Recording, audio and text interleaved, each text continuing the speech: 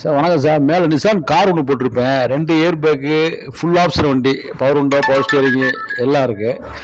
இதோடைய வண்டியின் விலை வந்து 360 ஃபைனலாக கேட்குறாங்க. இடத்தையும் ஒரு 10 5 10 குறைக்கலாம்னு நினைக்கிறேன். லோனு ஃபுல்லாக வாங்கி கொடுத்துருவாங்க. 360 லோனு 350 லோன் வாங்கி கொடுத்துருவாங்க. இந்த வண்டி பார்க்குற இடம் வந்து மதுரை.